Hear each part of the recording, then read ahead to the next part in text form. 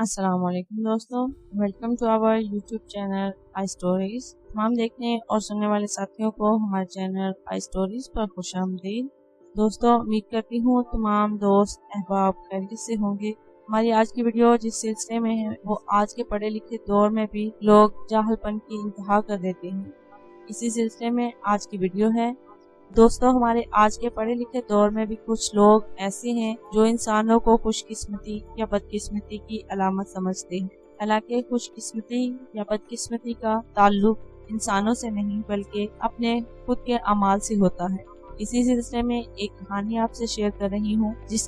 ये एक अच्छी स्टोरी है। अगर आपको अच्छी लगे तो लाइक कर दें और दूसरों से भी शेयर कर दें ताकि हमारी हर नई आने वाली वीडियो और दूसरों से भी शेयर कर दें नए आने वाले साथियों के लिए जिन्होंने हमारे चैनल को सब्सक्राइब नहीं किया वो अभी हमारे चैनल को सब्सक्राइब करें ताकि हमारी हर नई आने वाली वीडियो आपको नोटिफिकेशन के जरिए मिल जाए। हिजाब की आज रुखसती थी। वो आंखों में आने वाले सुहाने वक्त के ख्वाब से जाए अपने पिया के संग ससुराल पहुंची। नई दुल्हन को दरवाजे में खड़ा किया गया ताकि कुरान मजीद के साये में उसको घर के दाखिली दरवाजे से अंदर दाखिल किया जा सके। अचानक भगदड़ मच गई। ऐसा क्या हो गया?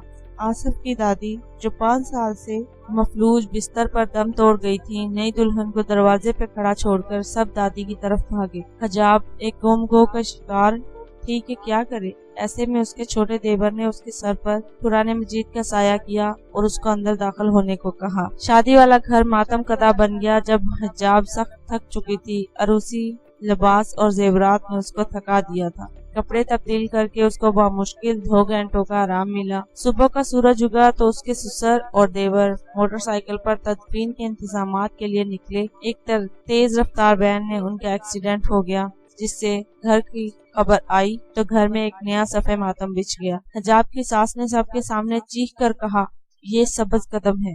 आते ही मेरी सास को निकल गई, अब मेरे सुहाग और बेटे को निकलना चाहती है। हिजाब ने बेयकीनी से उनको देखा। अल्लाह के करम से उसके ससुर और देवर को मामूली चोटें आई थी। वो दोनों भी ठीक हो गए मगर हिजाब पर लगा सबज कदम होने का दाग कभी भी धुल नहीं सका। मोहल्ले की औरतें उसको देख के ऐसे पीछे हो जाती जैसे उसको छूत की मर्ज लग गया हो। कुछ अरसे के बाद आसिफ की नौकरी जाती रही। उसका इल्जाम भी उसके सबज कदमों पर लगाया गया। अब तो आसिफ का रवैया भी उसके साथ दिन ब दिन नारवा होता जा रहा था। सिर्फ उसका छोटा देवर ज़ीशान एक रोशन ख्याल लड़का था।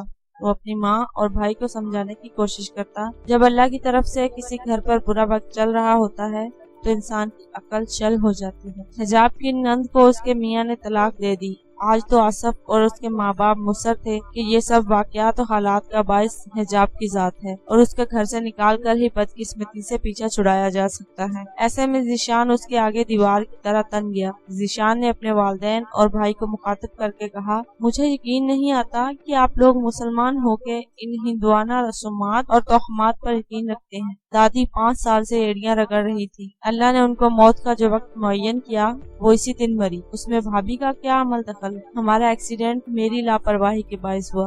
भैया की जॉब उनके काम पर तवज्जो न देने के बायस हुई। शाहिदा आपी की तलाक उनकी तंद मिजाजी के बायस हुई। इसमें भाभी का कोई कसूर नहीं। ये सबज कदम क्या इस्लाह है। अल्लाह ताला कुरान मजीद में इरशाद फरमाता है, सूरह हूद का तर्जमा है, जब हम इंसान को अपनी कोई रहमत चिखाते हैं फिर उससे छीन लेते हैं तो वो ना उम्मीद ना शुक्रा हो जाता है, और जब हम उसे परेशानी के बाद नेमत चखाते हैं तो वो जरूर कहता है कि मेरी परेशानियां दूर हो गई और इतराने और फख्र करने लगता है।